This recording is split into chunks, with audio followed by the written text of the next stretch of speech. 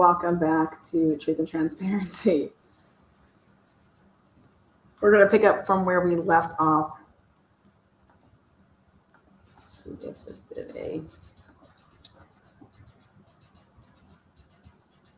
Again, welcome to the Transparency. Thank you guys for being here. Starting a new thread here. Woo woo. The bees ain't got nothing on us over here. Luxuries of outdoor playing.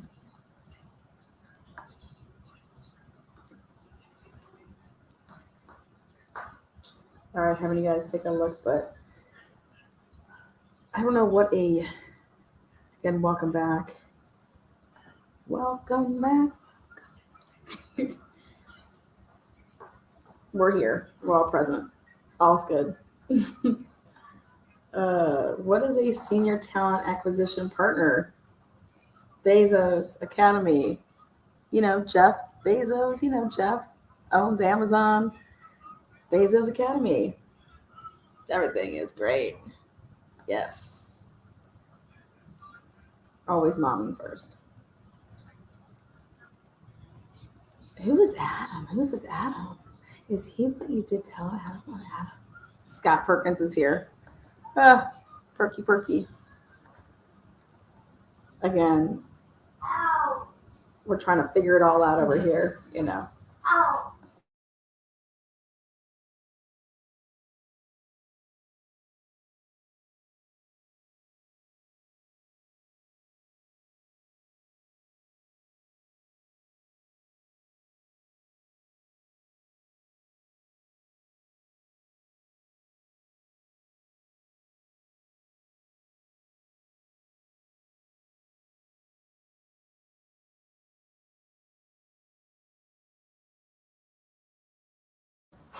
Again, all is good here. Say what?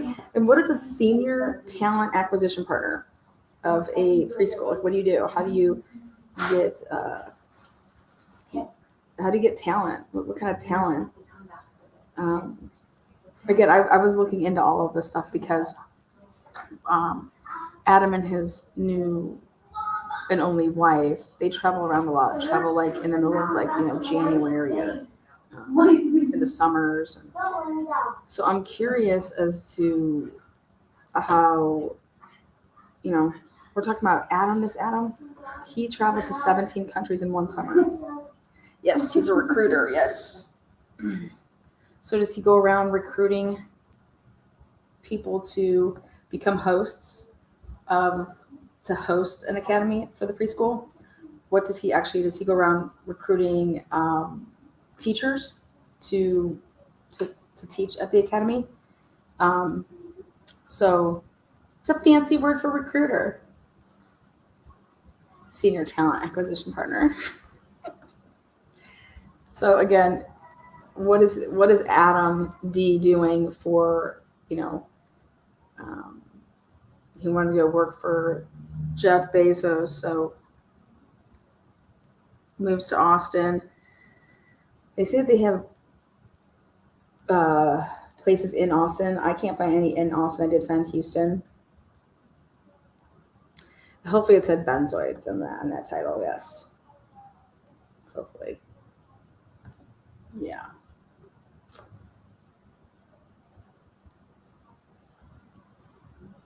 So let's take a look at something. Let me share the screen.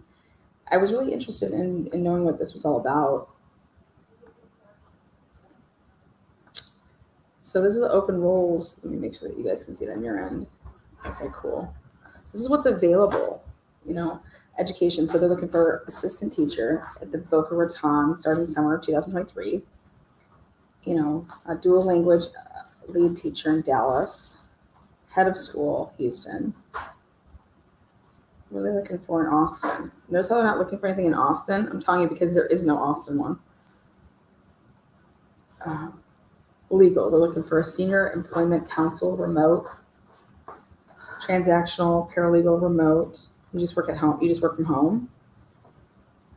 A food service assistant in Orlando. talent assessment director. Benefits. Bezos Academy offers a competitive total rewards package. And then obviously we're equal opportunity over here. Our approach, schools. Here we go, schools. So go to Texas. And these are the, see? Over here we have Dallas, Houston.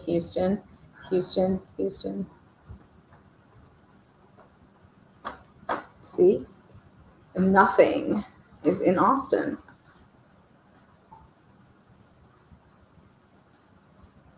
So I just kind of wonder, nothing's in Austin, yet this guy moves to Austin. Why not just move to like Houston or San Antonio or, where actually the stuff is. The closest location is San Antonio, exactly.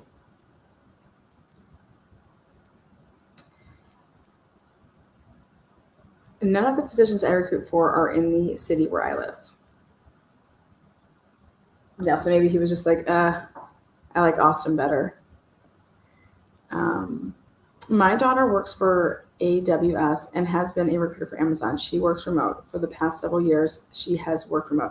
Yes, so that's the whole point. I mean, think about Amazon, like we ship everything to you. You don't have to leave your house. They don't want people doing anything. That's why America is so amazingly not lazy. But in order, so you're going to hire people to work at these preschools. Looking for preschool teachers, right?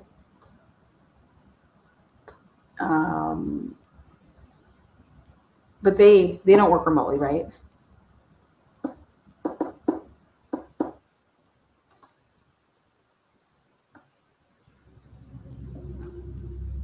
I'm just trying to figure out his job. He just recruits. So I'm just curious, does he just, But then what was even more questionable here is that they just moved to Austin in 2022. They buy a condo, him and his wife. And then poof, in 2023, just past here in March of 2023, he buys a house in Georgia.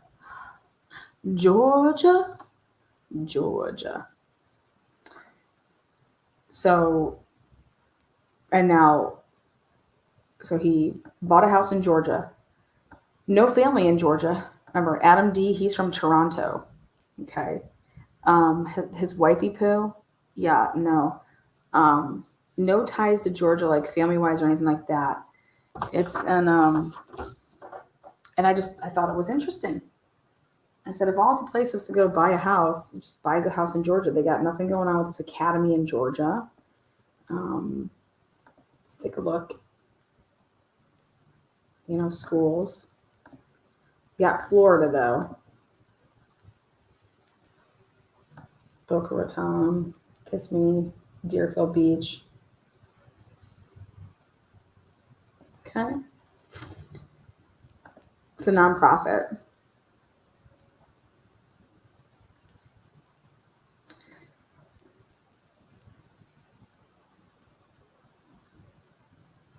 So, yeah.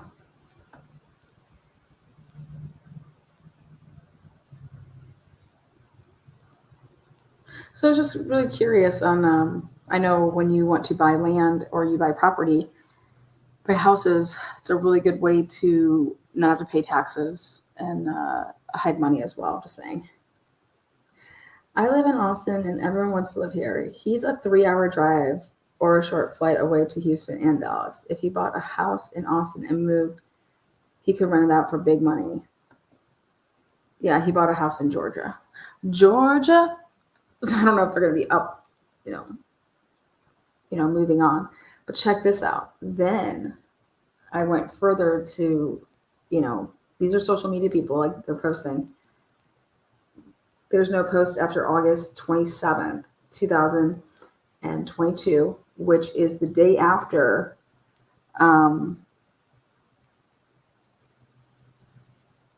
first week of school at Moscow and WSU. He has not posted on social media as far as like Instagram goes since August of 2022. And these people are very, very, they post, especially, they said they're always traveling.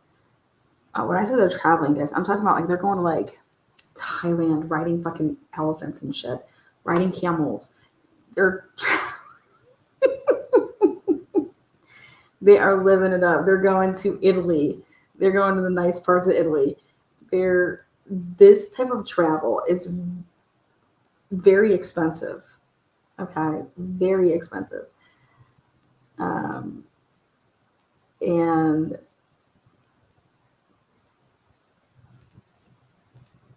they're traveling all different times of the year. And normally people that are really focused on their jobs, and they're trying to like keep on moving up the world. I don't know too many people that can just leave for a month and go on, backpacking excursion trips or whatever you want to call them. But this Adam kid's path was at WSU, then goes to Seattle, takes care of stuff in Seattle, then moves to Austin, then out of the blue buys a house in Georgia just this past in March.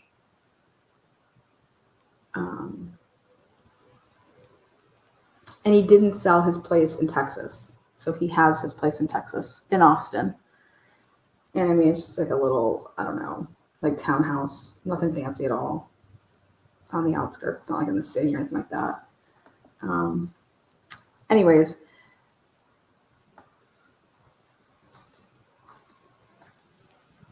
and Adam is good friends, or was, I don't know their situation now, but was good friends with Jordan Baker. Jordan Baker's who called 911 allegedly and said that, or at least we have that name on the scanner is one of the roommates that Brent Kapaka was threatening to kill. And their connection in Small Circle in 2016 features none other than Sierra Windsor, who was a sorority girl that got popped in 2016, and I believe personally set up, but to take the fall, and I don't think she ever ratted on. I don't know, but for selling cocaine out of the sororities. So boom.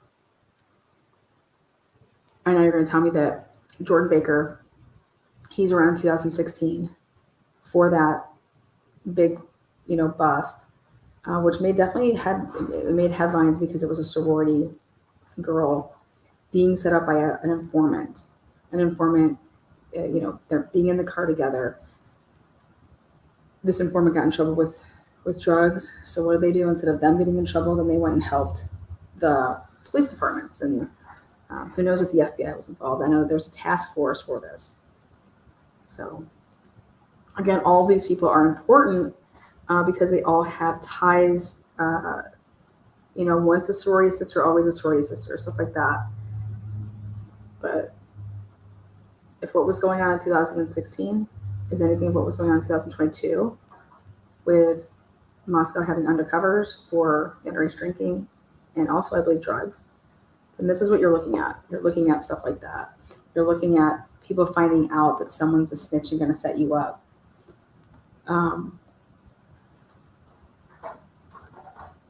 We know that Bethany drove to Pullman a month before the murders.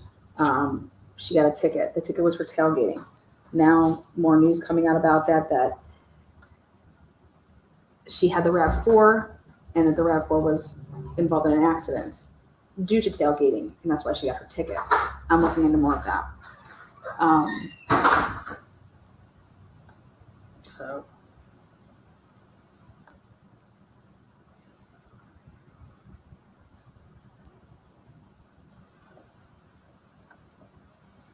then we were talking about what's her name? We got Kaylee's LinkedIn. Now, I got a ton of information off of LinkedIn's. Ton of information. Kaylee's LinkedIn, if she would have kept it up to date, it would have been loaded with information. And think about it. What is your LinkedIn used for? It's all about your networking for where you work, where you're about to work, where you do work. It's all networking. And for that to be, I mean, why wasn't Instagram taken down? Why wasn't, name another, Facebook or whatever? LinkedIn was, and it was all of Kaylee's history of her employment, her connections with her employment. And I think that that is significant then as to why you would look at other people's employment with just like a lot of people have been doing. People looking at people's LinkedIn and who's connected to who. If somebody went to the lengths to take down Kaylee's LinkedIn, that's significant. But your LinkedIn is, like, for example, if Kaylee was alive today and somebody looked at her LinkedIn, what information are you really getting out of that? You're not going to get out her social life. That's not what you're going to get out of LinkedIn. What you're going to get out of LinkedIn is your employment, period. And that tells me that it was that significant, that it's not there. For whatever reason, somebody deems it to be very significant. Now, the police say that they didn't do anything with it. Kaylee's sister was able to take a picture of it and show that after her death, it was active. It was active with a green dot. And then the account goes away. So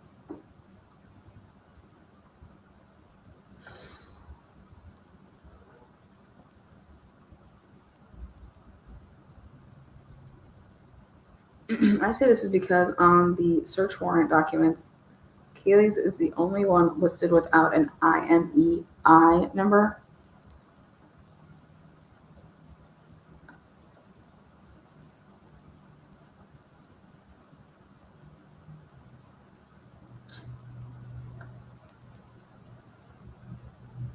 Kaylee talks to text. Sorry, it's okay.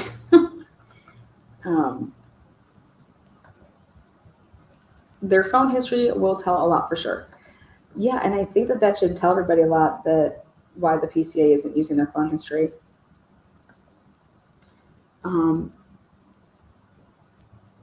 But from LinkedIn, so how I was able to get to Adam is because Jordan Baker happened to like from his LinkedIn or share, whatever you do on LinkedIn, a post made by Adam, which was his RA badge on the door. That's how I was able to get to him. That's how I was able to start all of this. So what would we have been able to connect Kaylee to and who from her LinkedIn? And I think this is the most important piece that everybody is forgetting to really, really talk about. Kaylee's LinkedIn is that valuable.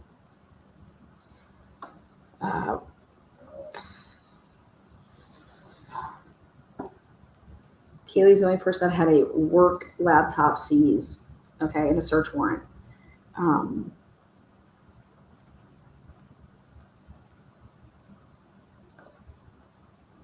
They say it. They say his last name. Somebody says, how do you know Jordan from police video has last name Baker? Because they say it. Jordan Baker in his late 20s. And then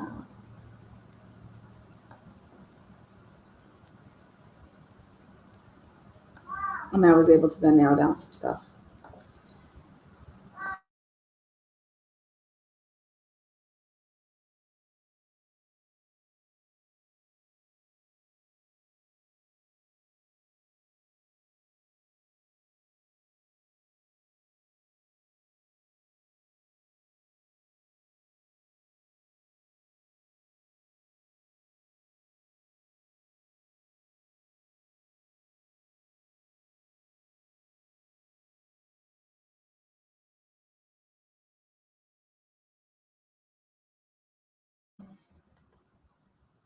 Just 1 second. We have charger issues.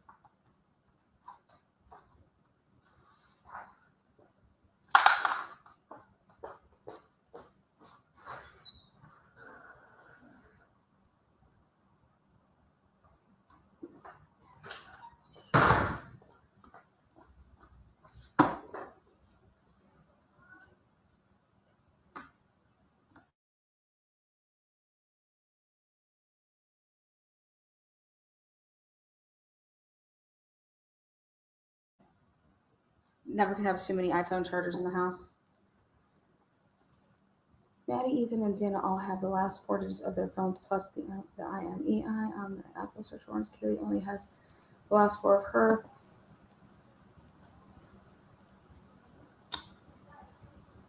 Yeah, I think it's all interesting. I think it's going to be very interesting. I think that Kaylee and Maddie's phone stopping at the same time is very, very interesting. And then it's at 2:52.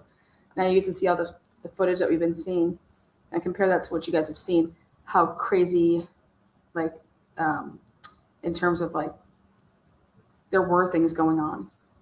You know, it wasn't so quiet over there and even around the area. So, but Kaylee and Maddie's phone both stopping and not doing anything outgoing after 2:52 is telling.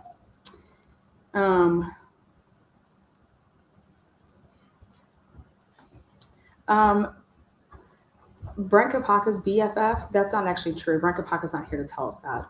That's him saying that. And if you actually ask him, he really can't tell you a lot about him. So I disagree with saying that only because he could, DD can claim him, but it can't be said the other way around. DD could say, oh, that's my best friend. But Brent's not here to say that. He doesn't know anything about any of his roommates or anything like that. And I'll tell you what, my best friend wouldn't know that.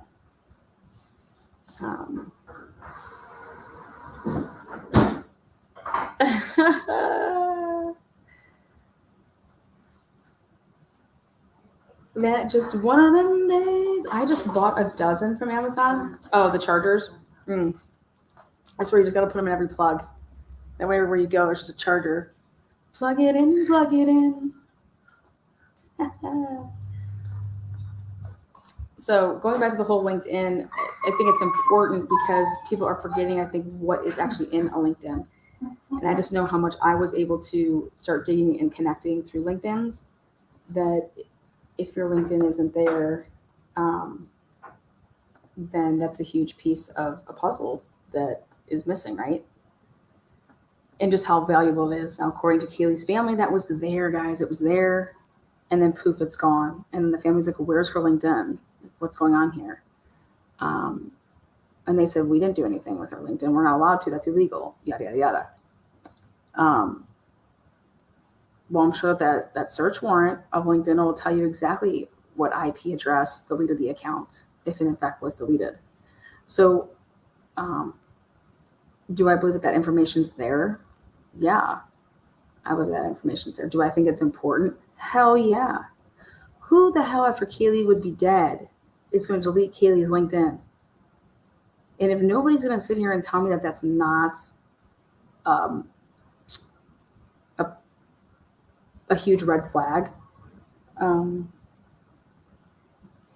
think that it is. Huge red flag. How can you say that?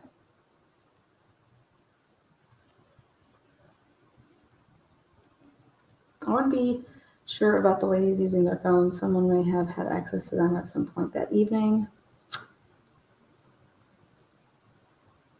Lana, do you think that Kaylee's LinkedIn account could be found on the Wayback Machine? You know what I think? I think that there's people out there that were connected to her through LinkedIn. And I think that if you could find those people and ask them if they recall anything on it, can they recall what was on there? I think it's interesting that she's the only one that pretty much had a LinkedIn.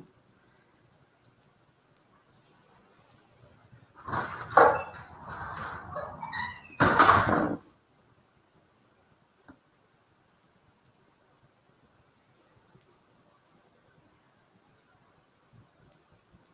I would agree with that too there. Borderline True Crime says, yeah, just like he can't say if Brent or Brian ever actually knew each other. Yeah, I haven't been listening to anything true that he has to say. When I was made aware that he, couldn't answer a couple basic questions, sorry, but he may have been somebody's, you guys may have been closer back a couple years ago or, several years ago. but and that's just that. So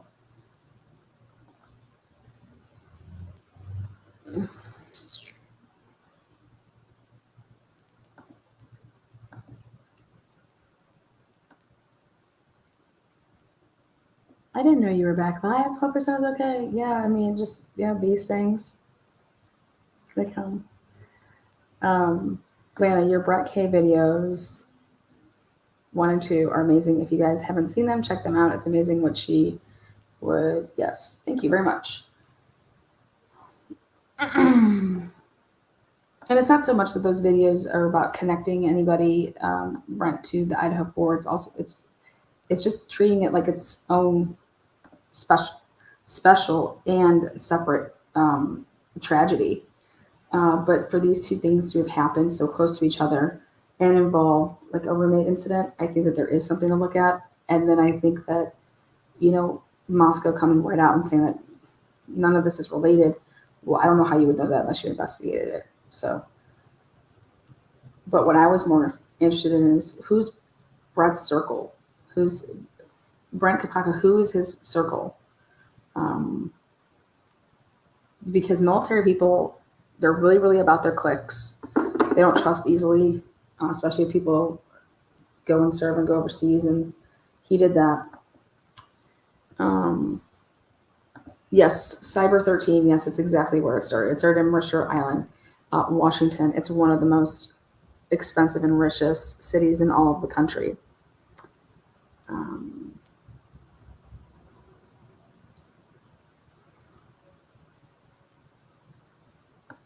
I keep asking people, and I'll ask you guys, why do you guys believe that the Linda Lane footage was leaked? Who had it to leak it, and why do you think it was leaked? There's photos of Brent in there. Oh yeah, there could be photos of people, but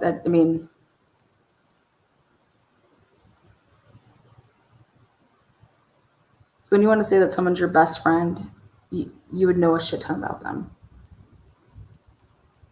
So.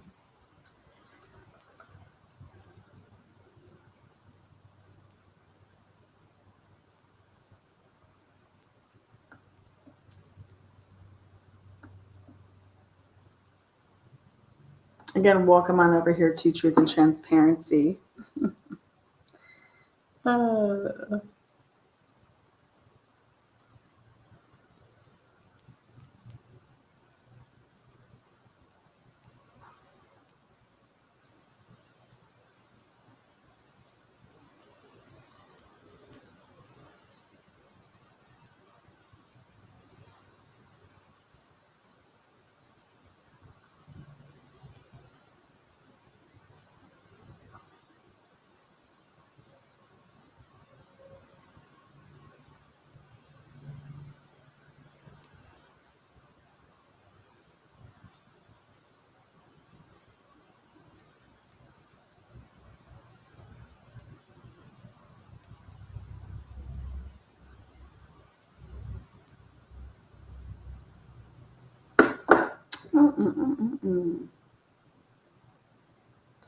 Michael Miller says, Lana, I think Jack S was in White Car in leaked videos. Interesting.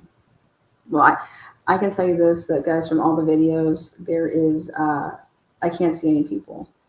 You might be able to see some shadows and, figures, walking over, but out of all the videos that we saw, if you were a juror and you're sitting in a chair, okay, you don't see any people.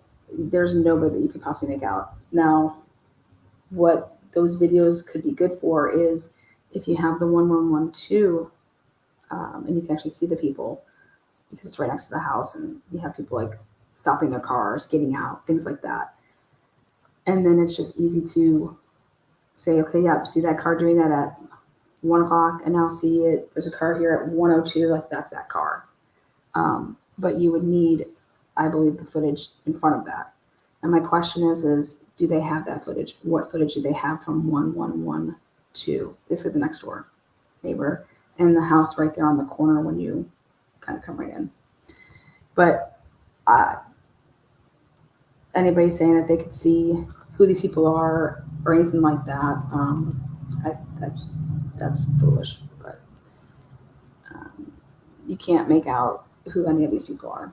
But you could show a path of travel based on, I believe, a camera that would be situated somewhere else.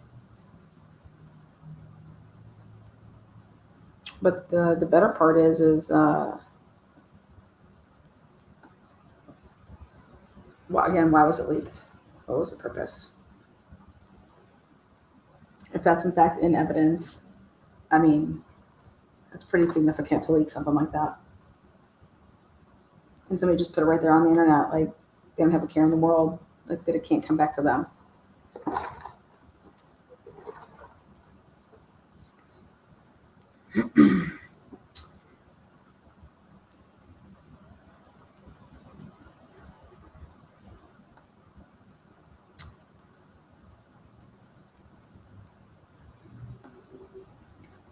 Kendra says, one thing we know for sure is if we ever do see a white launcher in footage, it sure wasn't the one vehicle around there that night like they want people to believe. Yeah, there's a lot of issues. You have the video, then you have like the audio and people trying to, do an enhancing here, enhancing there, asking what I think about that. I'm telling you what I think about it. I think about it the reverse way. Who leaked it? Why was it leaked? Period. Who leaked it? Why was it leaked?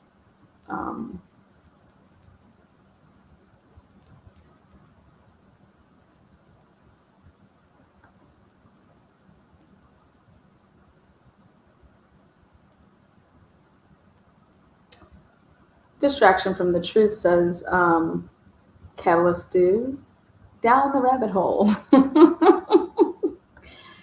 Yeah.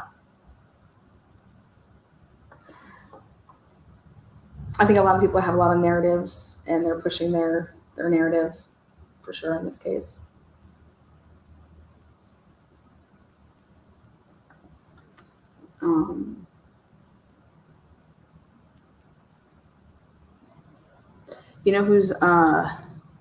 Whose interview is becoming more and more in my mind I want to get my hands on? Jack D's interview, the time that he was interviewed.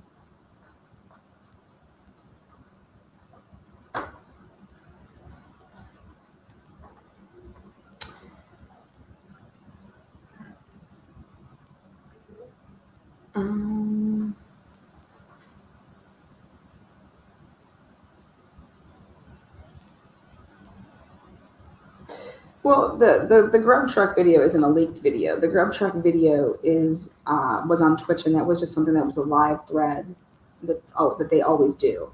So that wasn't necessarily leaked at all. It was there. So definitely wasn't leaked because it was perfect. Like that's what they do. They go live from their grub truck and that they show that feed. So I don't consider that a leaked footage or a video. Just two of the victims happened to visit it, and therefore it went way more viral than ever.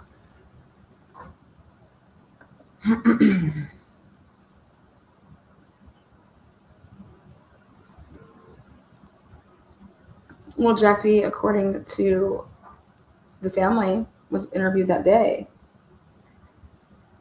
Was interviewed multiple times that week.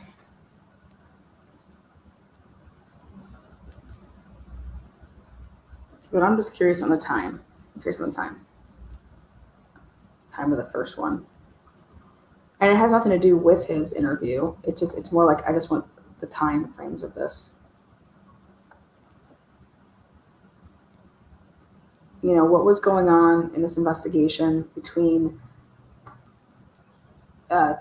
noon and 4 o'clock. Noon and 4. Who was inside the tape? Who was in the crime scene between noon and 4? very interested to see those.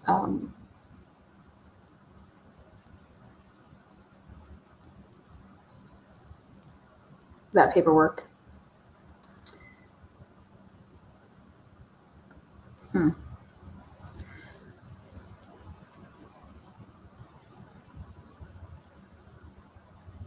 Now,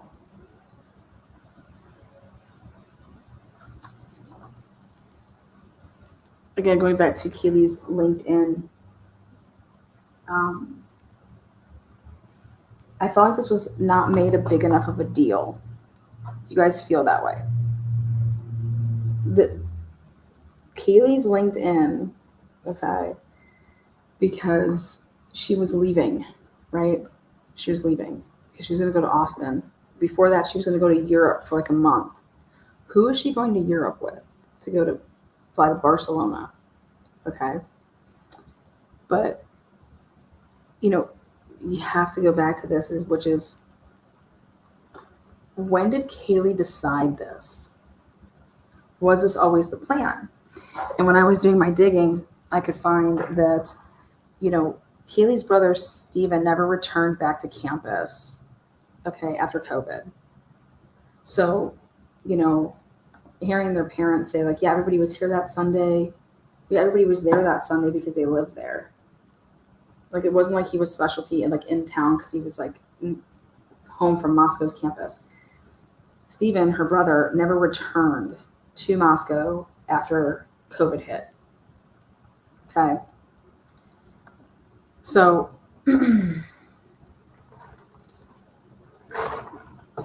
Kaylee, after COVID, was working and living in not in Moscow, but up where her parents were. So much so that she was working at coffee shops in and around Coeur d'Alene.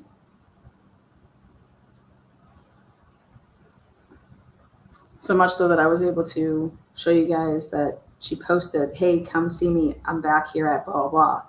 Posting. She was doing online courses through obviously the University of Idaho. But just because like you have yeah, I have my dorm room, or yeah, I have my apartment, or I live at my sorority house. But I hang out at my sisters a lot, or I hang out with my parents a lot. Um, After COVID hit, a lot of leniency was going on with people's living arrangements, people going to school like remotely. That's a huge, huge part of how people can easily become like disconnected. Because if I was to see you every day because you're my work colleague, but then we're all of a sudden don't have to go into the office, okay, because of COVID, where here I would like hang out and BS with you all day because our cubicles are next to each other. But that's like no longer the case, right? For an extended period of time. And then you got these companies that just were like, oh my God, look how much money we're saving if we just have these people work home and remotely and blah, blah, blah. Well, you have that kind of going on with the universities as well.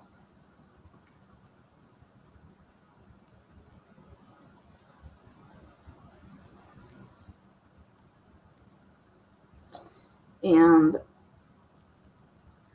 Kaylee was spending a lot of time with her sister. Her sister has two kids. Okay, before she just gave birth to the baby that she has, right? The newborn baby.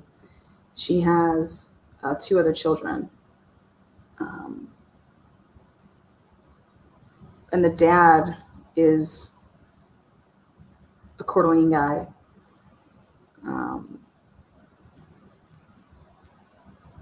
And Kaylee's sister had a place, and Kaylee would be there often. Who wouldn't be hanging out with their sister and her nieces and nephews, right? Hopefully it doesn't go out again. Oh, welcome back, New Orleans. They love you. Mwah.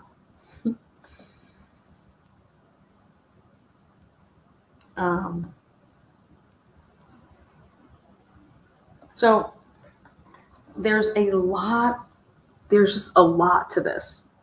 But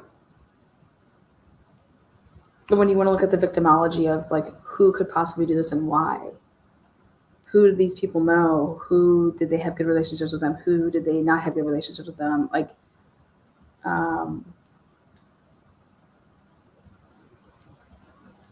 there's a lot. There's a lot there. And at the last minute, this house was thrown together. But do you guys think that all the roommates knew that Kaylee was going to be leaving out early and not coming back?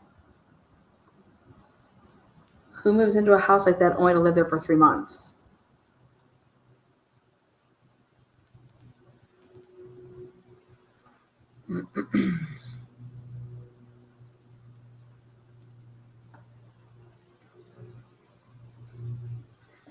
And when I go back and I look at the Sierra Windsor case, somebody got in trouble for drugs. It was a student and became an informant in 2016. And they set up Sierra Windsor, okay? And then in turn, she was arrested. So what happens is that who in their tight circle, or even like a circle around them, in order for you not to get in trouble when it happened to Sierra Windsor, this person got in trouble with drugs and then turned CI, turned confidential informant. And then what they said was, "Why know who's selling the drugs on WSU's campus?" And you're going to tell me that this person, whoever got in trouble, and they want to not get in trouble, so the cops are like, "Okay, if you do this, then we'll cut you a deal and you won't get in trouble." And the person that's going to be like a big pop for you would be someone like Sierra Windsor, who's a sorority girl. Like, what? That to me makes no sense, right? Well, unless you think that girl's going to roll. Hey, if we get this girl, she has so much going for her, she's gonna cough it up. She's gonna cough up what's going on. Because we want a bigger name. We want a bigger name.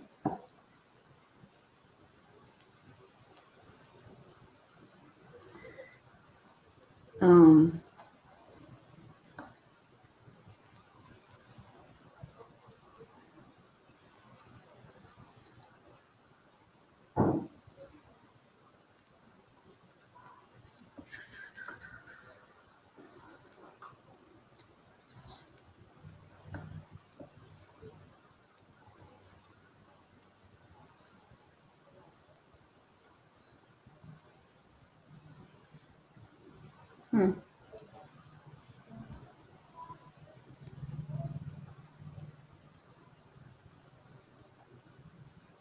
reading you guys in the comments here. Again, think about it. I just moved into a place and I'm only going to stay here for a couple months, but yet am I still supposed to pay you guys because I'm going to be going to Austin and then living in Austin after that? I mean, you guys, none of it makes any sense. It doesn't make any sense logically. Why would you want to have all these bills?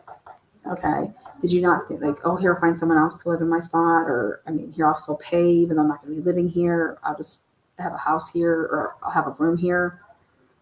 Because in the Venmos, Xana is asking Kaylee to pay bills and Kaylee did not pay them. So much so that Maddie had to ask her. Okay. It's like right there on like the 11th of November. And it was for October bills.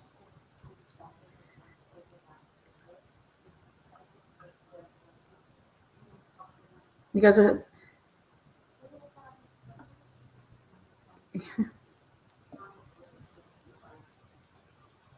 making assumptions about if Kaylee was pregnant or not. It has nothing to do with any of this. Okay. Sheesh. Okay.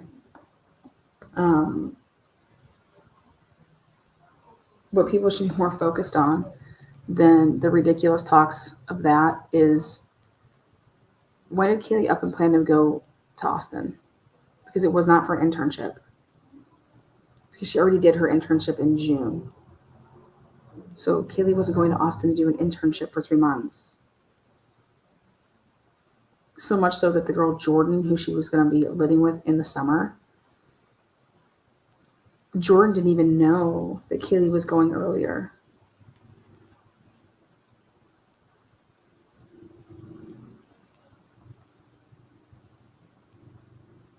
I can tell you, for me, if I was living with people but knew that I could possibly, hey, I'm done, I could be graduated, I'm not going to deal with all this little, underage crap, and we got the cops over here, and I don't know what you guys are getting yourselves into, but like, I don't want any part of it. I'm not going to get in trouble. Things like that. And then you're just like, you have some falling outs with like your friends, and you're just like, what, screw it. I'm just going to go earlier. I'm just going to go do things earlier. Yeah, baby boy.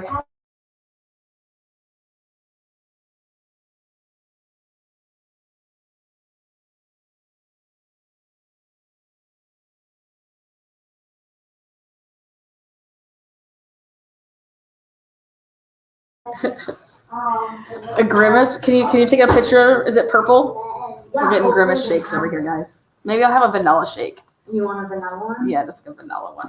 Okay, what shoes are you wearing? Get your shake on.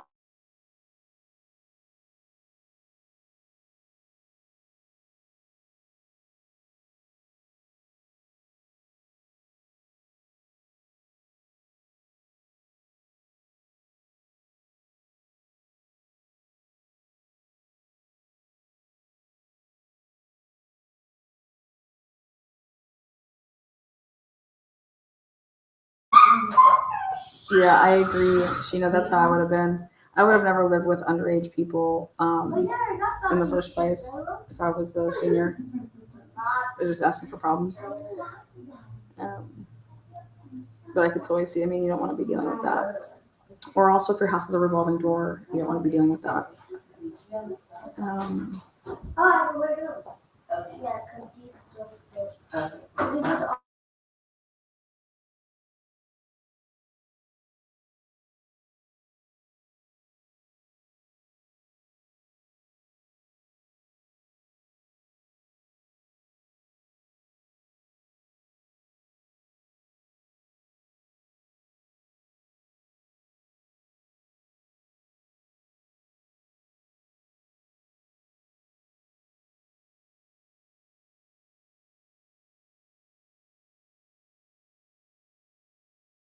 You there for the new membership. Tamara, welcome to the TNT fam.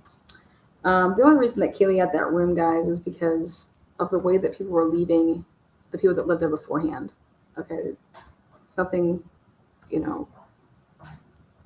so people were leaving, and then you're taking over rooms. That's how that happened. It was actually Maddie's house. Maddie was living with those 5 other girls. So as far as why she got that room or anything to do with that, it was being occupied by somebody else and taking over that.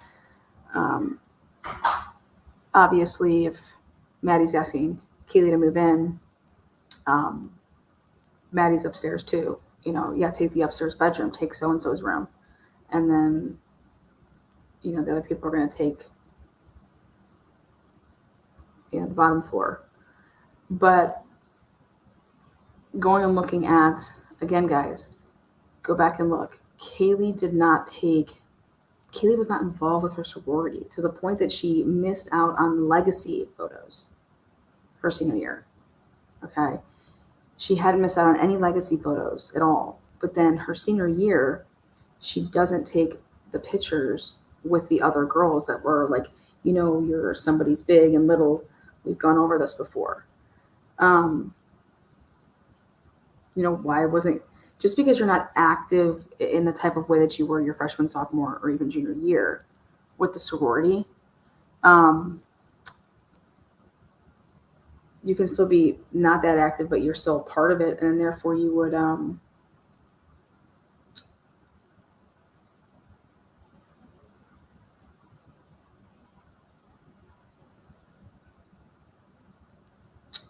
you would what is it? Yeah, you would still have you would still be involved, but not to the extent of how you were before. And if she was still involved in the sorority, why wasn't she taking to get together on that one occasion? Um,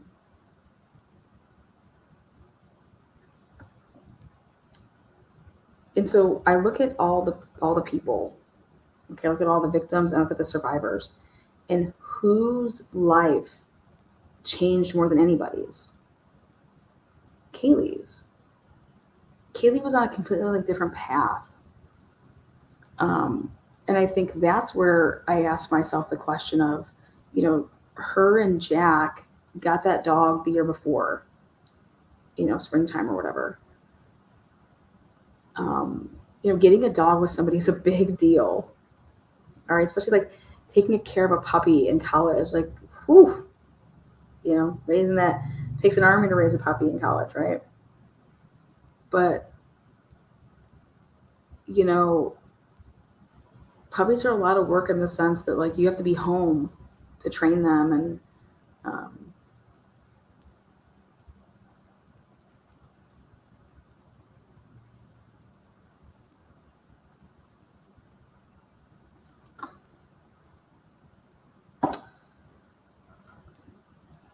so whose life changed?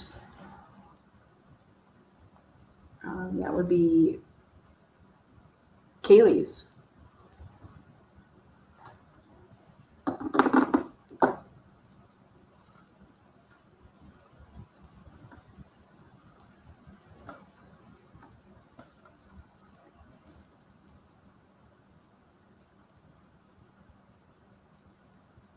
And so the more that I hear about Dylan making Kaylee her plus one and going to that party that on that Friday night, the formal, it's very, very interesting. Very, very interesting dynamic.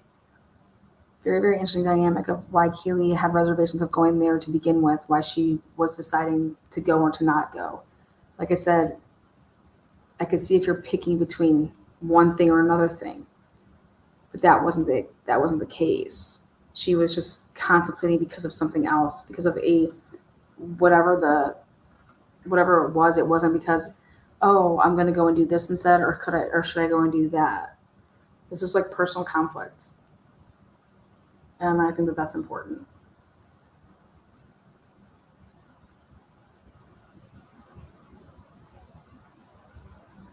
And in 2016, what happened with Sierra Windsor, I would love to know if she'd ever want to tell her story and her side about all of that. Because I think it's very, very similar to what was going on in 2022 here in 2021 in Moscow.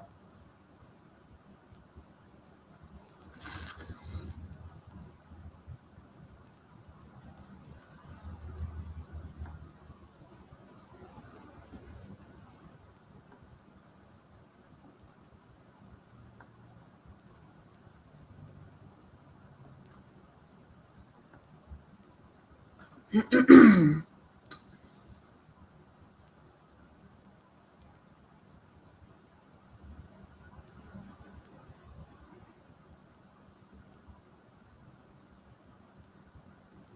know, um, I know, like, I wasn't in a sorority, but everybody that I've ever talked to, that they talk about sororities, like, there's certain things that like you do, and there's certain things that you don't, and never realized how big in like secrecy stuff is. Like, and I guess it's the same way with frats.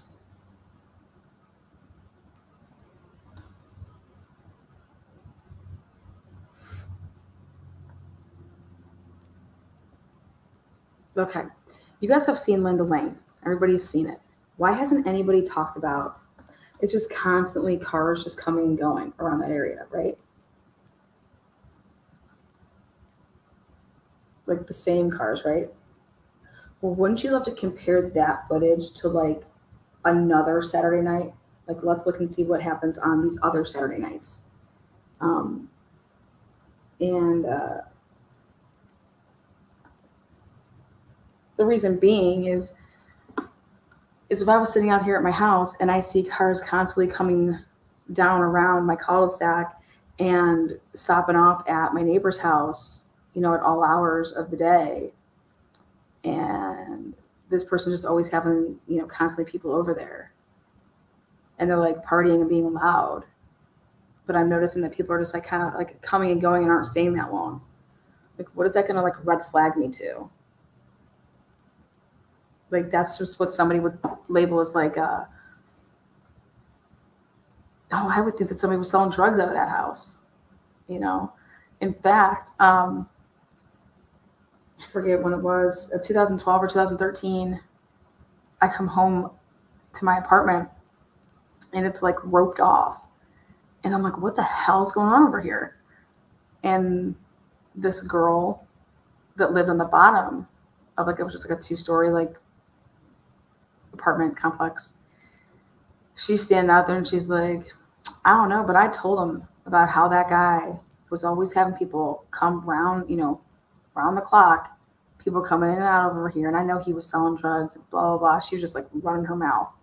And I'm listening to this girl. I'm like, hey, how do you even know this if it's happening during the day? She's like, because I work from home.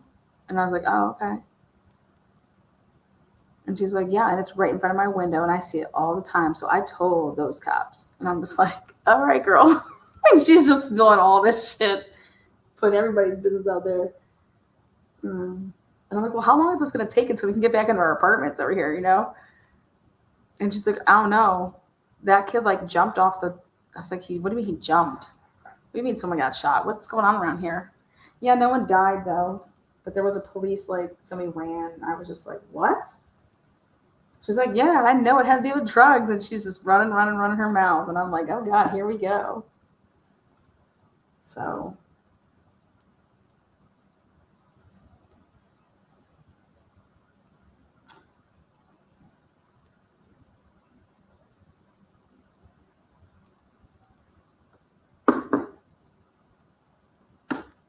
But she was first to be on it about like that there was cars just coming and going nonstop from this guy's apartment.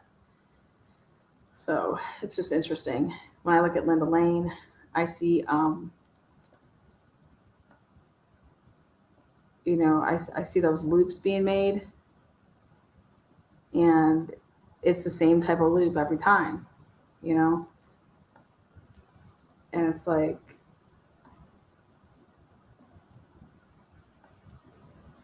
I don't know. Waiting to get my shit.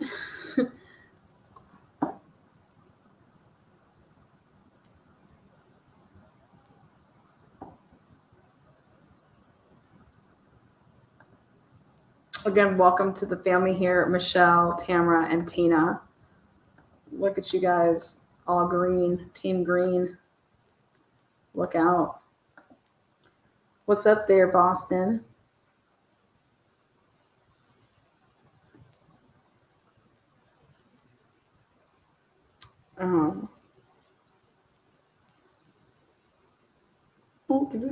Boston. Love you, girl. Love you, love you. Yep, just shooting the shit over here this afternoon. But yeah, this was to follow up with the live earlier and talking about the Bezos Academy, talking about LinkedIn, talking about Kaylee's LinkedIn being down.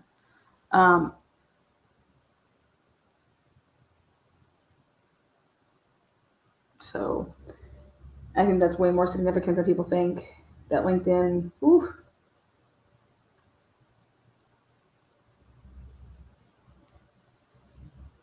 I mean, who would have that type of poll to be like, hey, you need to delete that. You need to go delete that account because we don't want, because it shows what?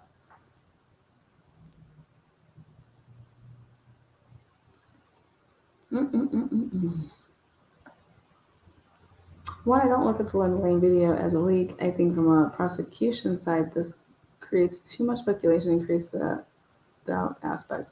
If anything, it was a power move by the defense. This definitely didn't come from the defense. Oh, God. The defense is over here asking for discovery. can't even get Discovery. They're over here. You guys, whoever put this out, if they want to know who did it, you don't think that could easily be found out? Whatever that channel was who put it out. I think that's something that's so easily. I mean, if you can't get that information in the world that we live in right now, then I've lost all hope because that's just not possible. Yes, Scarlett. I'm not saying it was from the defense. Yeah, it definitely wasn't from the defense. They can't even get their hands on shit. But Ann Taylor is playing chess and prosecution is playing the guitar. Hey, I think it's cute that he's in a band. I do think it's important to have balance in your life.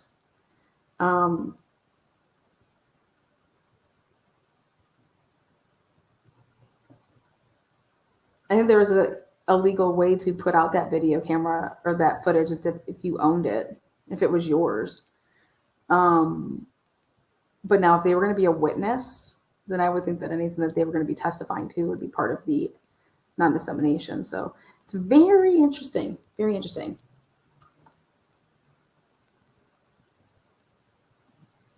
But where is this LinkedIn? This LinkedIn is so important. So much so that somebody deleted it. You guys, someone deleted this account. You know? And it's why isn't anybody talking about it? And how do we know that the Adam that they're talking about, that you told Adam, I mean, there's a ton of fucking Adams. Ton of Adams.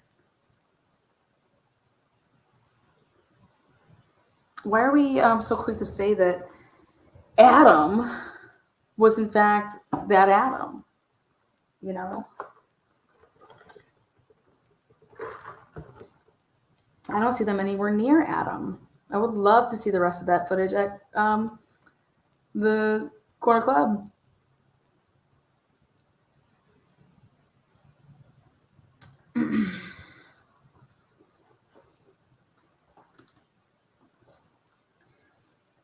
Lana, have you read The Innocent Man by John?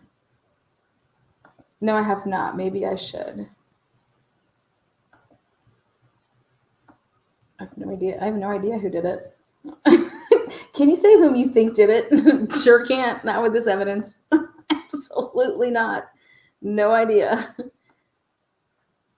You know, the only person that kind of took us in that narrative of who Adam was is Mr. G, and I don't know how he would know what they were talking to Adam about. Unless Kaylee or, I mean, how would he even know that?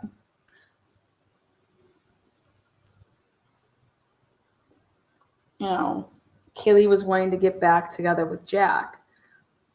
I don't know if I buy that. I'm sorry.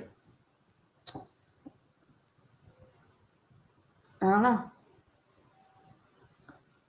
Because if anything, how many times did Kaylee call Adam? How many times did Kaylee's phone call Adam? Because I would have been like, hey, what did Maddie say to you? She's drunk.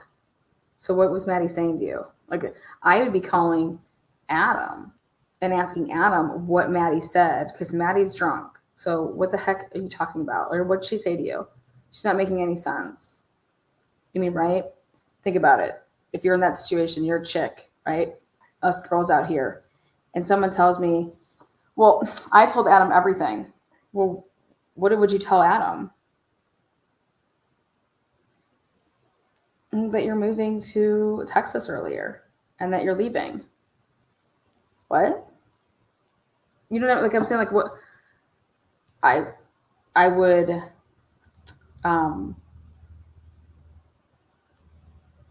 I would be going to Adam and saying, Adam, what was Maddie saying something, she was telling you something about something I don't even know because she's drinking, and wouldn't you be asking Adam?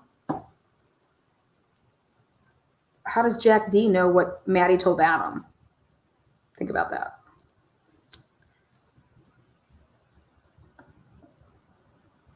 So I'm not sold right now on Anybody knowing anything? This is all about narratives.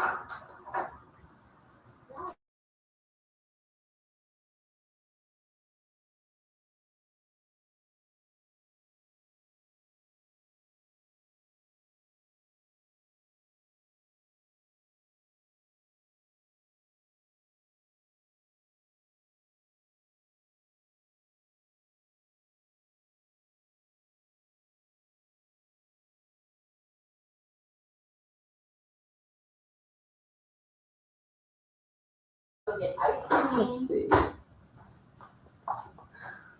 Come on, don't have a long face about it. They also did a press conference saying those rumors weren't true. What do you want to do? With the windows open, lights on, he would see it. I don't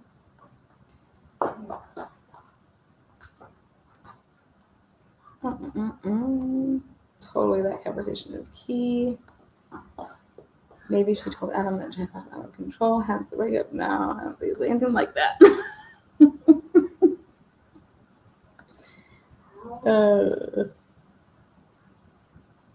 If I was in college, no one would have access to my phone, especially my mom and sister. Actually, Mom, we know how to make the grammar shake. Okay.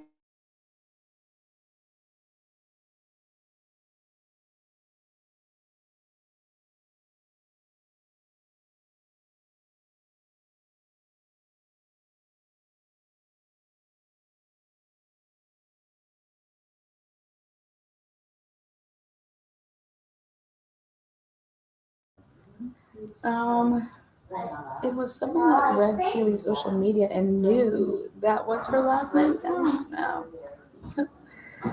No. Mommy, can you have 3 scoops of your vanilla? Yeah. You can have as much as you want. Take the whole thing. On the bottom. Why is it melted? I don't know. Okay. That should probably work. We're making Grimace milkshakes over here. Oh, also, I know you guys know about this, right? Something isn't right with the timeline. Like, it's just impossible. You're not on a video camera at 1:32 at the corner club and able to be down there by 1:40. Yeah. What'd you say, baby? I just have a little drink of it. Yeah. Because clearly we didn't need that ice cream. We also need raspberry too. You need raspberry too? How was that? What's it taste like? Tastes like ice cream. Yeah, it tastes like normal ice cream. You like it? Yep. Cool. Lay down. Relax. The coolest kid ever. Crime Circus is doing a good job covering this case too. Boom, boom, boom, boom, boom. Just have to lay my leg like. Well, the timeline's completely wrong with that, so it's interesting. That'll be the next thing to be cleared up. Moving on to going back to this.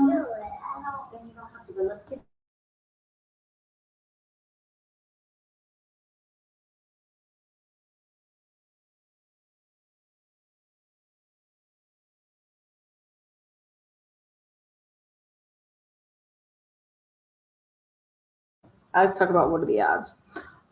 A new segment here called "What are the odds?" What are the odds that this Adam, who was involved with Jordan Baker, who was involved with Sierra Windsor, when the whole drug bust setup happened in 2016, is now fast forward to 2022. What are the odds that Jordan Baker roommate with Brent Kapaga, only to find out that this Adam lives in Austin, okay, is a recruiter, and he is recruiting for a preschool, of which they look for partnerships. And here, Kaylee's partnership, or Kaylee's job with, if it was Extreme Networks looking to find people to partner with as well, so that they can like run all their networks. I mean, what are the odds of all of this? What are the odds of all of this? And if Adam is a recruiter and he's trying to like find people, and people have connections through the sororities, because his girlfriend, Adam, who turns wife, she's a recruiter too. And Lee rather, and she's a recruiter. And what are the odds? Wouldn't you just recruit within like your network of people? Like sororities, fraternities, that's what you would do. That's who you know, right? So what are the odds of all of that?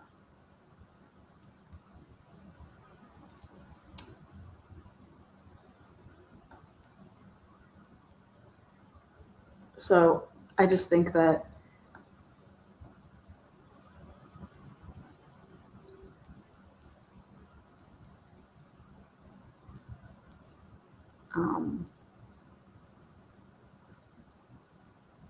these two universities being so close, after my conversations with Kim, after my conversations with Dave, I also have interviewed, and well, semi-interview, but I'll be completing it all, interviewing somebody that was Nate Rosendahl's roommate. Okay, that's for you, Annie Potts. Annie Potts loves her some Nate Rosendahl. Well, I'm going to be interviewing one of his roommates from back in the day. So, but when you look at these two campuses and they're so close together, and that the Greek life is so prominent, and that they have like crossover events where, oh, you're a Pi Phi, I'm a Pi Phi, like that's like a thing.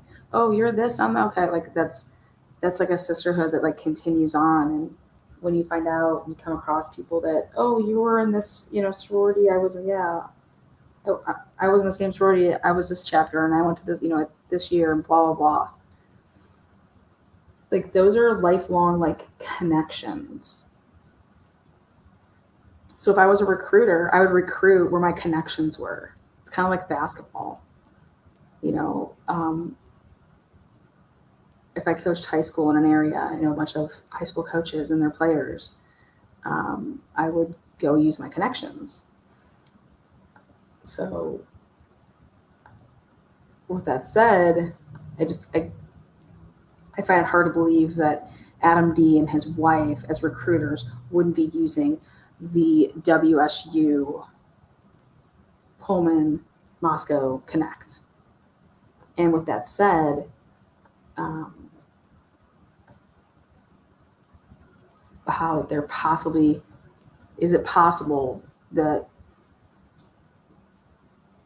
the Adam D and Lees of the world could have easily crossed paths with like the Kaylee Gonzalez's of the world? And the answer to that is yes.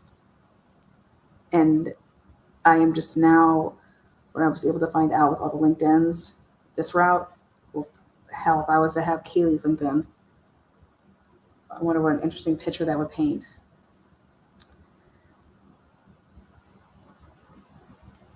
So,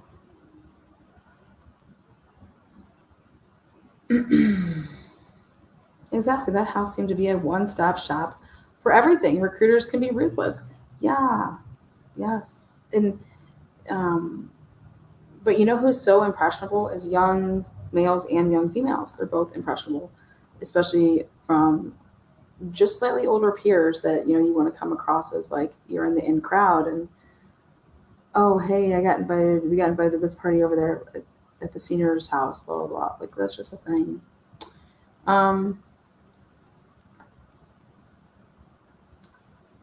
What are the odds that AWS runs the same servers used to remotely scam Amazon customers? Yep, I fell for it. Cleaned me out. Whoa, I'm sorry about that. Sorry about that.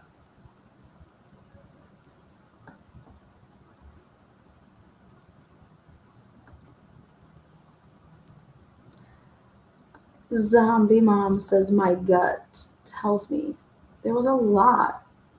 What? A lot of that stank face coming from Maddie and Kaylee towards DM and BF girls can be witches. I'm sorry I didn't read that comment before I posted it and caught me off guard there, Zombie Mom. Just to throw in the stank face. I'm sorry.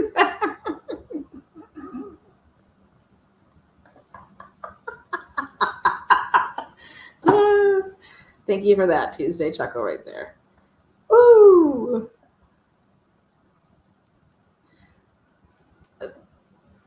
How about Brent living with XOXO and Jordan, happily married, newlyweds, and Brent Kapaka's just following him around on his back like, hey, can I crash here? Oh, shit, you guys. And none of this seems believable. And then here's Brian, just moves across country, okay, to, further his education, and what just happens to walk into wanting to be with the cool kids. He hasn't been with the cool kids his whole life, and he's on this path to do PhD and whatever. And just a matter of 3 months here, he decides to become overly obsessed with a house where all of this, where it's just a revolving door of people partying and paraphernalia, and then decides that he's just going to kill everybody in sight. The fuck? That's what you guys want me to believe.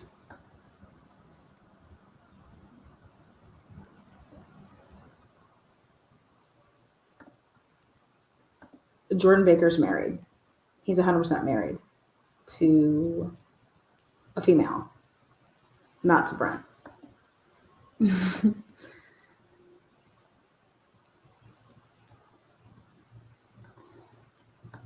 Oh, boy. God, this afternoon, bringing out all the... Wow.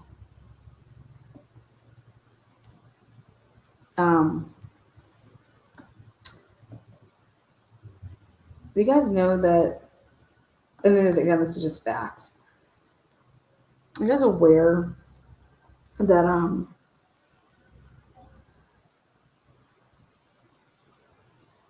let's see, I think all of them.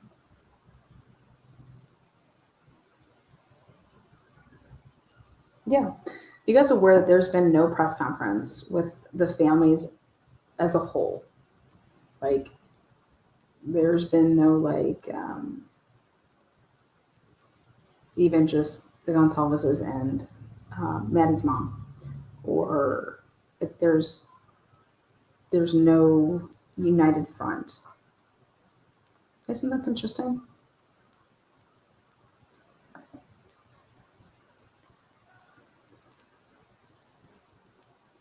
Before the gag order,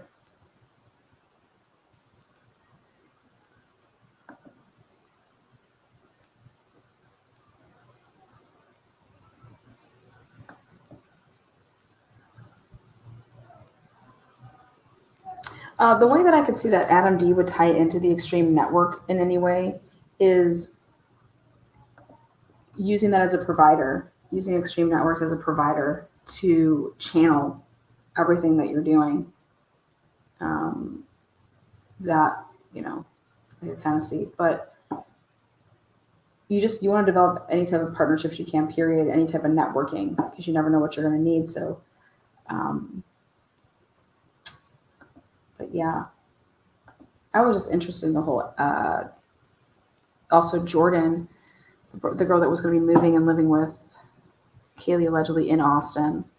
Whoever wants to go sublet apartment, have somebody that's a new person being your roommate just for a couple months, only because then in a couple months in June, you're the person that you're going to be living with, this girl Jordan allegedly, she's moving there. I mean, why not just wait and move there in June? Like, who wants to do all of that? But see, I was always under the impression it was because of this internship. Well, she already had her internship in June. So now there's a huge WTF moment. Like, what the fuck? Why was she going there in August? And then somebody said, I think in the comment section, well, what if she was interning for another position? Oh, with Bezos Academy? Maybe. I don't know. I just thought it was interesting. It was very, very interesting. I try V Slims. You crack me up because I think of Virginia Slim cigarettes, and every time I see V Slims, I just think of our moms back in the day hiding that they used to smoke cigarettes, and they would be like these little tiny cigarettes. I've never smoked a day in my life, but every time I see you, I think of Virginia Slims. Are those even still a cigarette?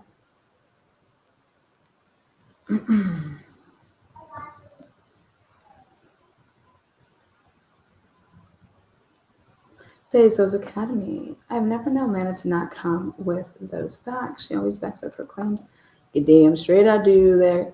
What's up? Willis in the house.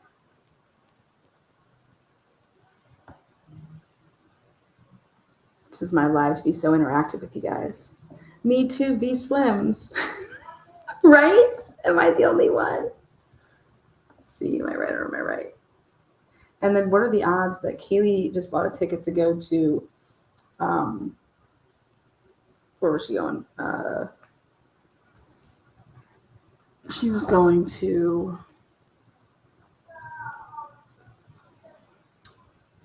Barcelona. And that Adam and his wife just got back from Barcelona. Isn't that just wild? Usually you hear someone say, like, oh my God, I just got back from Barcelona. It was amazing. Oh my God, you got to go. And the next thing you know, like, you go.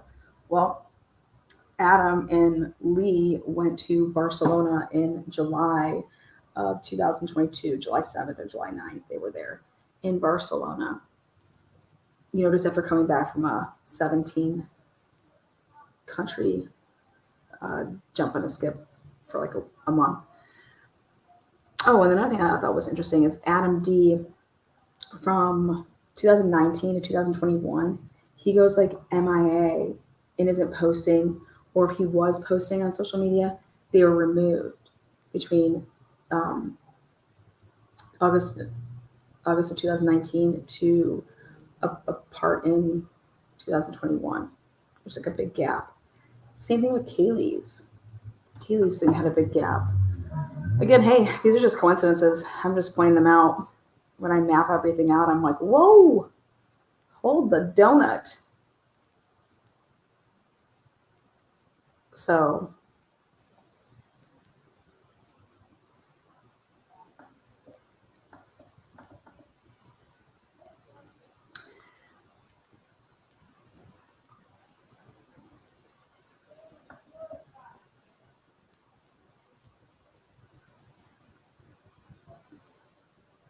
yeah, Bezos Academy. Yeah, it's a preschool academy. That's what we're looking at right now.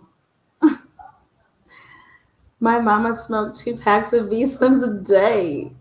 God, girl, go get it, yo. Me too, and I think of Virginia Slims 120s. Them MFers are long.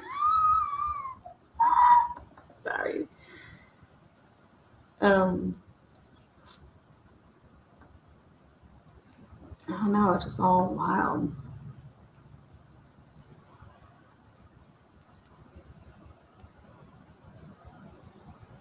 Yes, guys, I laugh with you all, but it doesn't take away from this sad, sad case and how I'm heartbroken for these kids. Absolutely, that's why we're here, and trust me, there's going to be, if you don't get it the right way and you don't truly put it all together, and this isn't just a narrative, this is the truth, this is what happened. I feel like if you don't do it the right way, this is going to happen again. This is going to repeat itself because they were able to possibly truly cover up what happened. And that's, for me, if I was a parent, I'm sorry, like, I just don't want anybody, okay, yep, we got our guy, here it is. But you're looking at it and you're like, this doesn't make any sense. Like, there's just no way. So I just know, me as a parent, there's no way I would ever just want somebody just so I can blame them or something like that. Who was Kaylee going to visit in Spain? She wasn't going to visit anybody. She was going on a trip, but normally those type of trips you go with people. So curious to know who she was going to go with. Um,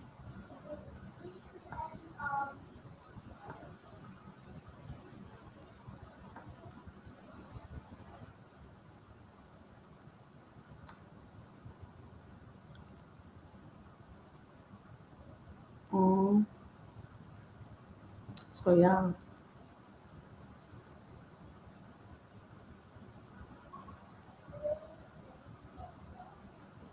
Mm-mm-mm-mm-mm. Hey there, Miss Potts. Yes, we can never let anyone tell us what we can and can ask questions about. Love you, Lana. Love you back. We can ask as many questions as we want. We are allowed to. Um, we are allowed to. I gave up smoking cigarettes, but I do vape. There you go. There you go. Um,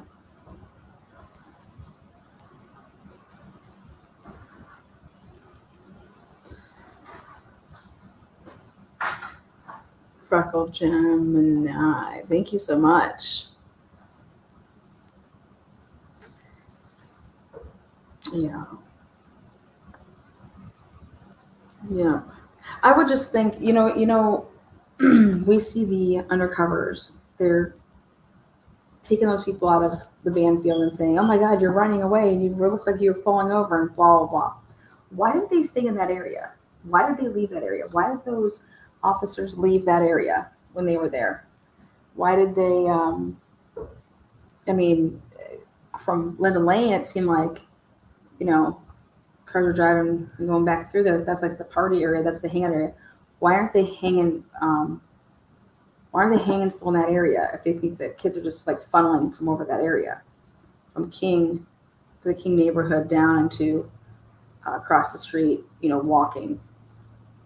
Why did they venture away from that area and go to the identity apartments?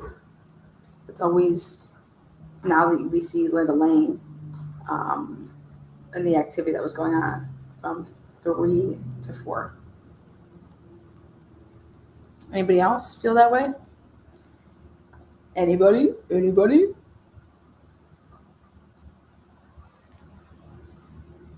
What is up? New Orleans lady stolen signs from down under.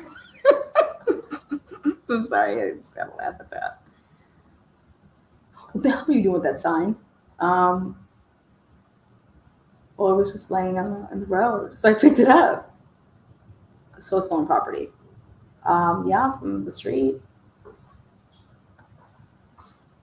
Hmm. Were they dispatched to the identity apartments? No, they were not. They wrote up that report themselves. The report doesn't match the dash cam. No, it's all weird.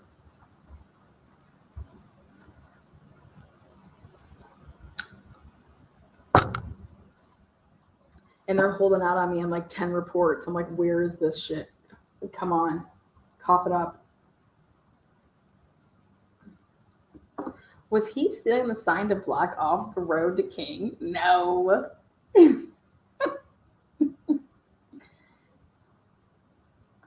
Anne, were you here? Annie Potts, were you here? I am interviewing Nate Rosendal's roommate. So hopefully you're excited about that.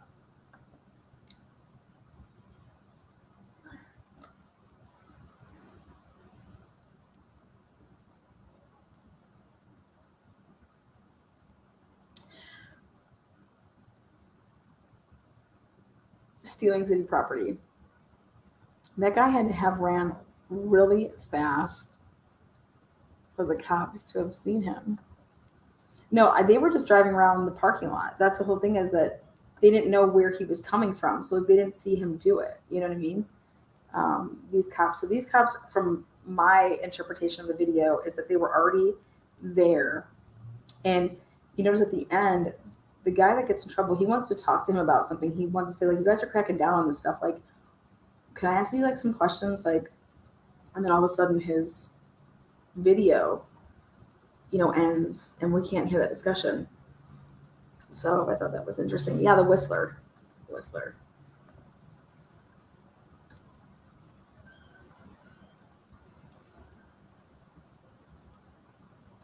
What are the odds that the one guy from the grub truck is videoed with the cops later and the other guy on a TV has a busted up face? And he is just saying this is not related. So I got this weeks ago. I got this like 3 weeks ago. Rosendahl, grad of Doug Wilson School. Yes, yes.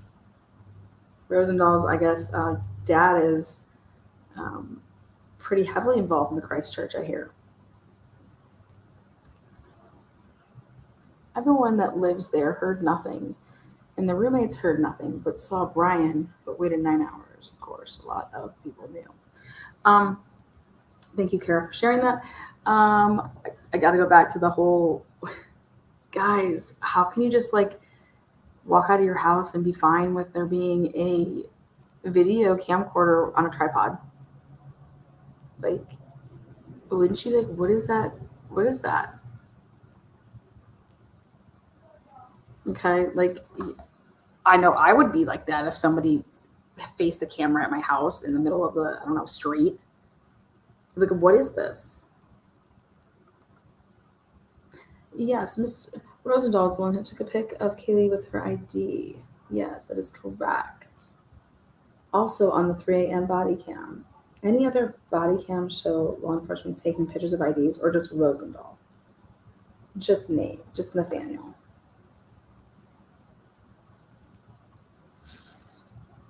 I've been getting a lot of emails about that nobody can see anything on the guy's head or face or whatever.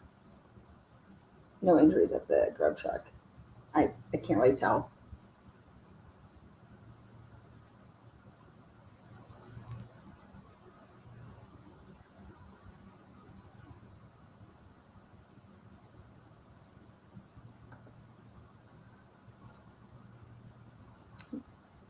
Yeah, so I'm getting that a lot.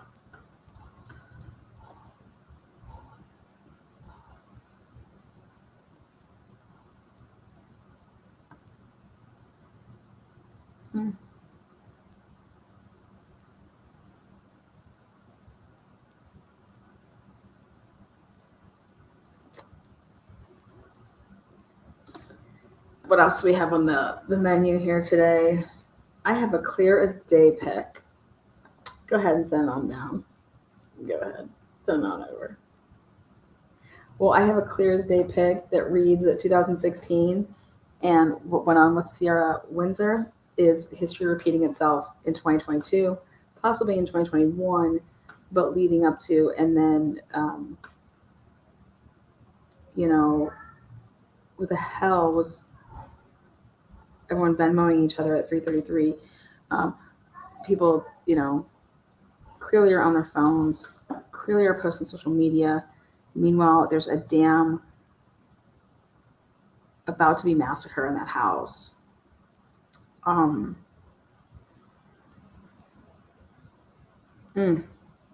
Unbelievable. Unbelievable.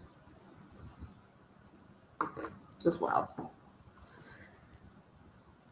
Just happen to see Vera live again. Yes, guys, yes, Vera live again. In the grub truck video, Rosendahl is in street clothes, staring straight into the camera, looking at the menu.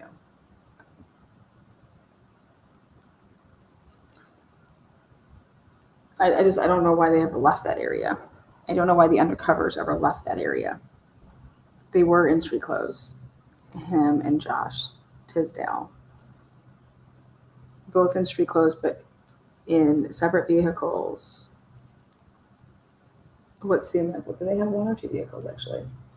But why did they ever leave that area?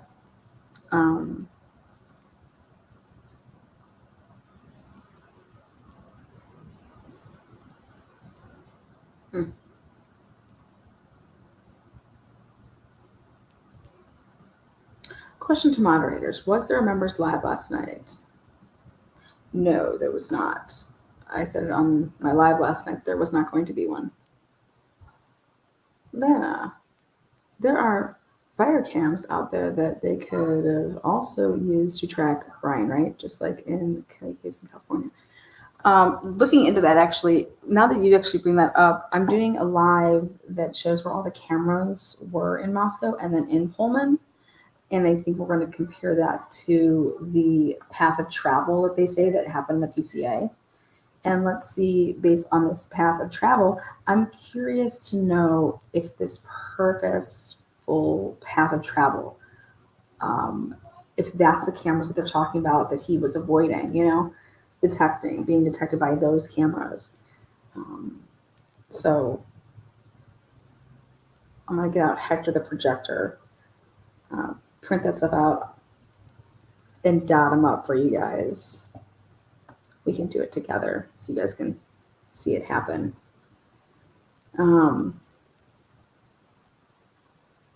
Again, remember Ann Taylor saying, what came first? You got to him by the car or you got to him by this DNA? It's because it doesn't make any sense. It's all jumbled together. And what I'm saying is very, very important is that good policing takes a lot of time. And could you eventually have gotten to Brian Kober if, in fact, it was by this vehicle? Well, guys, I've watched Linda Lane, okay? There's no way I'm sitting on a jury and you're going to tell me what car is circling around anywhere, okay? You're going to need to have another video to show me that you can see way more than what you think that can be seen in this. And this is, you think they're going to show, here we enhance it to do this, that, and the other. This is, now I see why there's no FBI giving any descriptions of any of these vehicles. This is the camera that could have been used because you can't see a damn thing.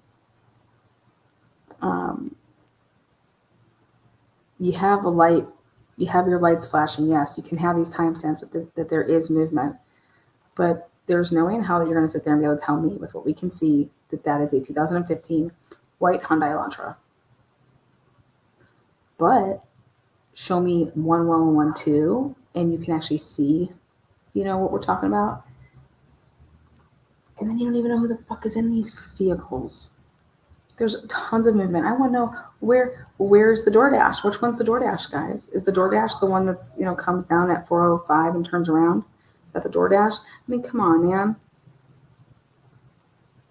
Come on, man. Why no posting of license plate? Why no description of a 5'10" white male?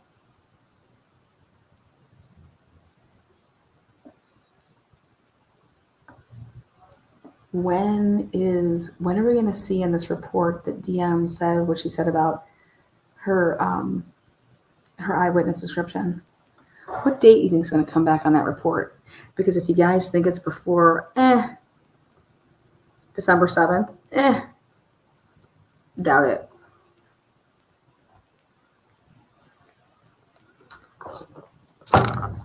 If you think it's before, actually, I'll back it up. If you think it's going to be before November 25th, doubt it.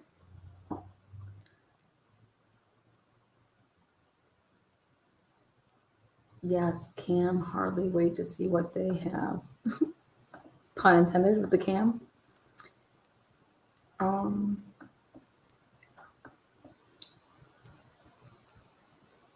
It appears the state had neither the phone data, the DNA, or the car on video they claim to have in their PCA to secure the arrest warrant. Interesting. Very interesting. Also, you guys, there is going to be a 37-day stay if it is needed. So Brian will technically have 6 months and 37 days from that May 22nd date.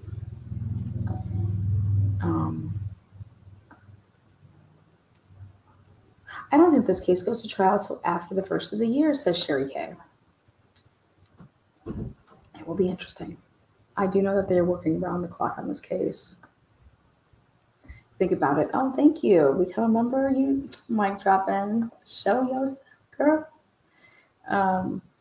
Love ya.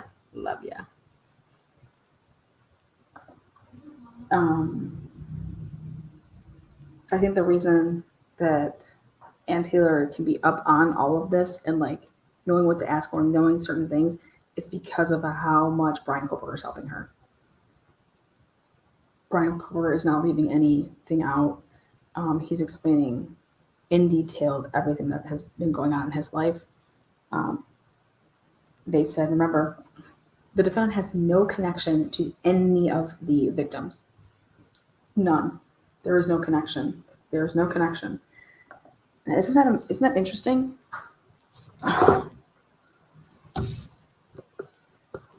Yet all we hear about is that he was stalking them and following them on social media and liking all their posts.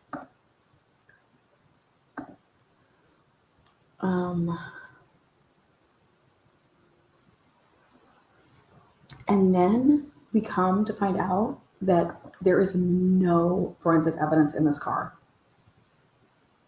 And that people are really talking about that he had to like layer it up with like a bunch of plastic. What? Wow, okay. Y'all. I'm sorry, I just have to laugh at all of that.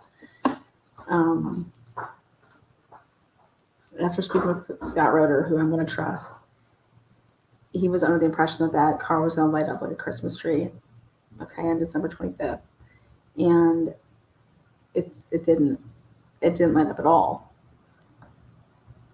And then to hear people say, well, he had all day, he had so much time with that car. Give me a fucking break.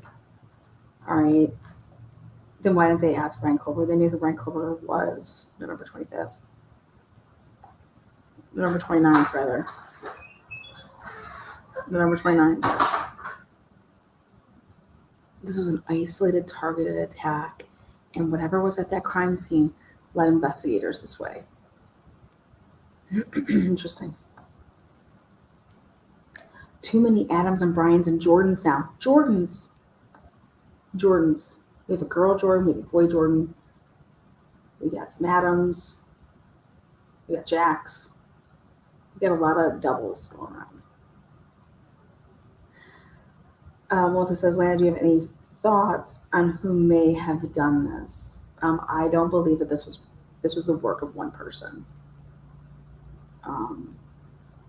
That to me is becoming more clear with my investigation, my private internal investigation, that I am not qualified to do by any means. But I do anyways. Catherine, welcome to the TNT fam. Thank you for your support. Woo woo. Love when I see new names joining membership. That's awesome. Thank you so much. And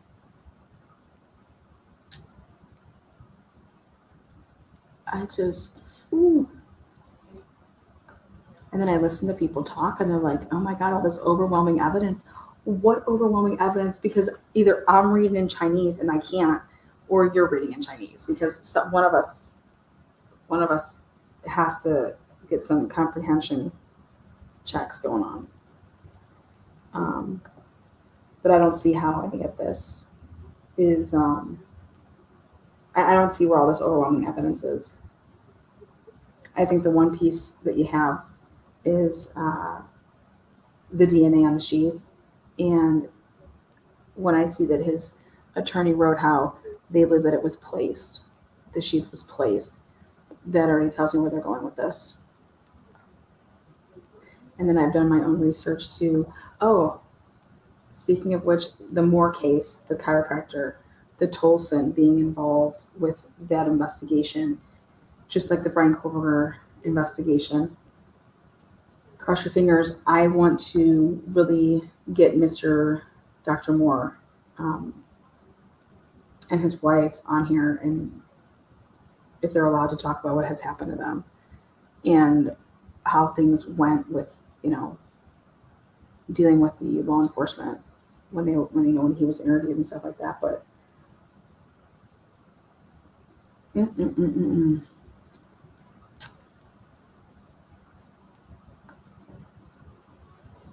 painting while listening.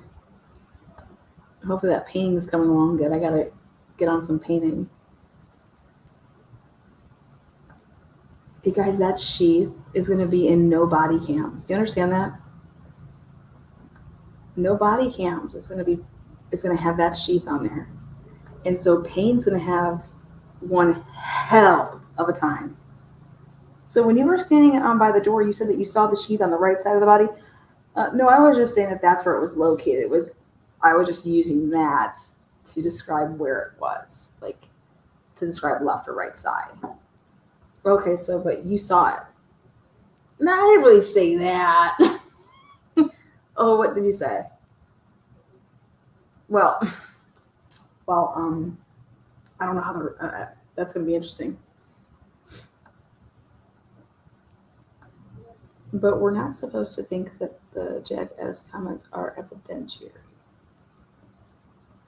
Do you know what that means?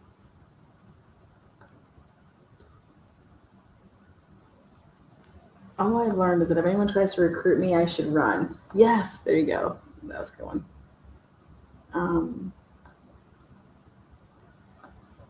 Does anyone think that maybe one of the girls at the house was an informant for Moscow Police Department? Absolutely. Absolutely. Or possibly Pullman. I mean, absolutely. Females can be informants, yes. And now they're trying to keep it hush because their informant got killed. Absolutely. 100%. Is that a possibility? Absolutely. Just like BK could have been an informant. Prosecutor.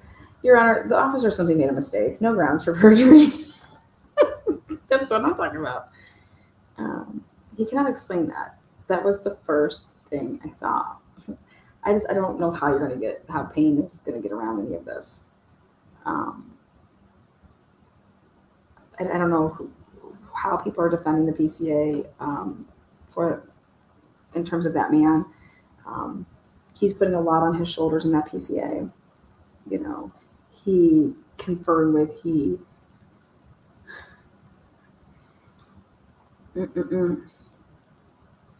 But I think Ann says it best. You gave the FBI to analyze a video on Ridge Road of the suspect vehicle going the wrong way at the wrong time. That's what they're basing this off of. The report that they provided in March of 2023.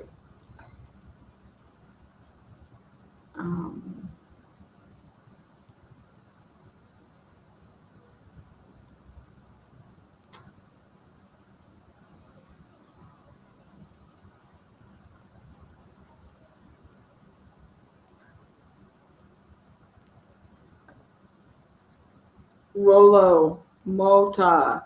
The killers took all the evidence with them. D.A. Thompson just said it in the demo letter. Wallboard, drying, and floorboards were altered at the time of the homicides. It's interesting, huh? Because I don't know why those would be altered during a cleanup. What I can think of is, I'm not even going to say that. Alana, if you could describe who law enforcement should be looking for, who would it be? That's way too hard. I don't have what they have.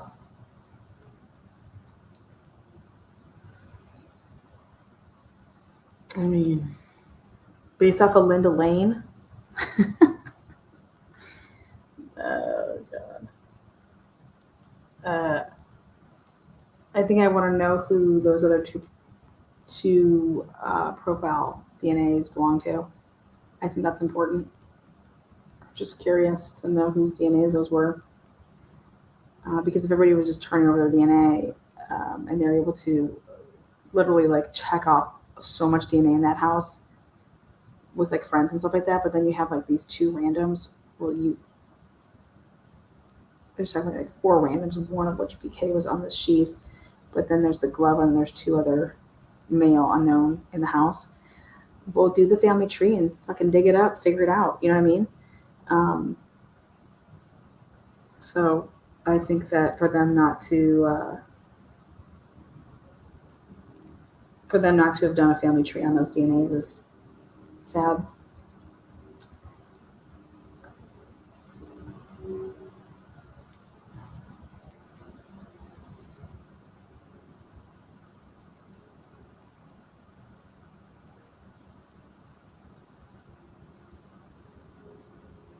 We also made grimace shakes in this house as well today. Oh, how did your guys' turn out?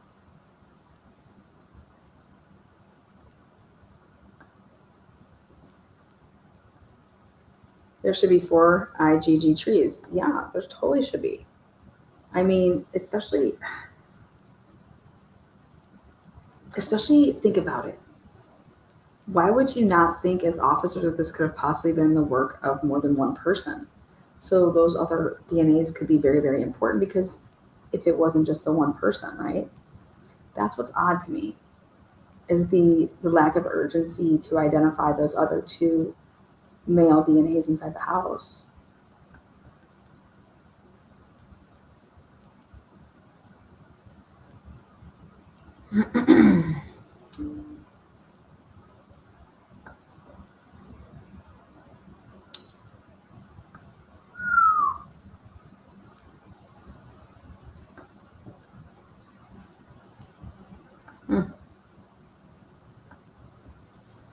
um,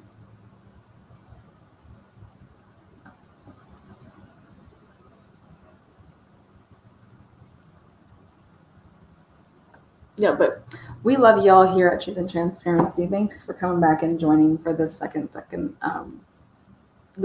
live uh, today. And please run it all back. Look at the first live. Really pay attention to wow, the similarities in 2016 to what I believe was going on in 2021, 2022. Very, very much so at the beginning of 2022. And that this was being really, really cracked down on in a sense of that you already had your FBI there, you had task force being put together. They tell us that. Okay, no one's putting task force together for underage motherfucking drinking. Do you guys understand this? If you really believe that they're putting together task force for underage drinking when people are walking around a campus, not driving, but walking, give me a fucking break. I understand handing out tickets and getting kids to pay, $450 for whatever it is, minor conception, whatever the hell it was. Then why are they going forward and dropping the cases if they're in fact trying to make money that way? Look at how many cases, look at how many tickets they actually write up compared to them actually going through with the tickets and them actually making the money. So they're paying these guys to monitor, okay, all this time that they're putting in, they're paying these officers, but what's coming about from it? What are they truly getting out of it? What are you getting out of this? What, being able to, a bunch of police officers being able to rack up overtime and get paid? I don't know. But nobody puts together a task force to take down underage consumption on a campus when all these kids are walking around. That's just like bullshit. So that is why we have 188 pages to go through this financial budget and to see where the money is, where the money is being spent, how much they're budgeting for what, how much is actually being used. And when I started going through this, I was like, damn. Just like, whoa. The training records are going to be very, very interesting.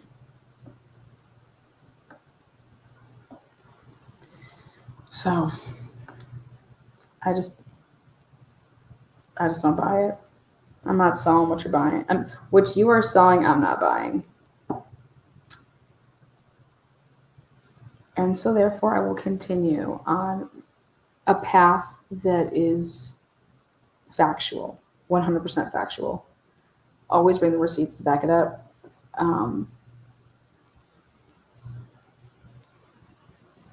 Kaylee's missing LinkedIn, very, very important. What happened on WSU's campus in 2016, very important. How that all went down. So much so that Sierra Winter lost her ability to, in my opinion, practice the way that she would want to in being a doctor because of that. I would have been like, okay, no, what name do you want? I'm going to be a doctor, Anyways, talk to you guys soon. You guys are great. Love you all. I want to do a live here where I'm dropping the link, and when I have some of the mods on, I know that they have a bunch of questions. I know they have a bunch of things they want to talk about, so I want to do that. Mix it up a little bit. So, but until next time, be kind to one another, and do me a favor at the end of this video. Make it a thumbs up or make it a thumbs down. Either way, have an opinion. Make yourself known. I don't even know that answer. All right, guys, take care. Bye. Oh, and then one last time. Tina, Tamara, Michelle, Catherine, welcome to the Truth and Transparency family. Thank you.